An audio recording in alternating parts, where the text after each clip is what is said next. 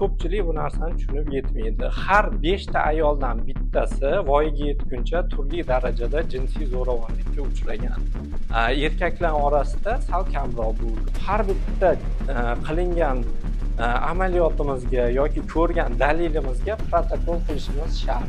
Shayxontohur tumani markaziy ko'p tarmoqli poliklinikasida O'zbekiston Respublikasi Prezidentining 2026-yil 3-martdagi 33-son farmoni ijrosini ta'minlash maqsadida ayollar va bolalar huquqlarini himoya qilishni kuchaytirish hamda ularga nisbatan tazyiq va zo'ravonlik holatlarini oldini olish mavzusida tibbiy xodimlar uchun ma'ruza va seminar tashkil etildi. Shuningdek, tadbirda balog'at yetmaganlar orasida o'z joniga qasd qilish holatlarini oldini olish, voyaga yetmaganlarning ruhiy salomatligini asrash, ularning hissiy holatini barvaqt aniqlash, xavf omillarini kamaytirish hamda ota-onalar va tibbiyot xodimlarining bu boradagi mas'uliyatini yanada kuchaytirish masalalariga alohida e'tibor qaratildi. Tadbirda Toshkent shahar OITSga qarshi kurash markazi tibbiyot psixologi Dostonbek Kasimov mavzu yuzasidan ma'ruza qilib, ayollar va bolalar huquqlarini himoya qilish, oiladagi sog'lom psixologik muhitni mustahkamlash, tazyiq va zo'ravonlikning salbiy oqibatlari, ruhiy zo'riqishlarni oldini olish, shuningdek balog'at yetmaganlar orasida suitsidal xatti-harakatlarni profilaktikasi bo'yicha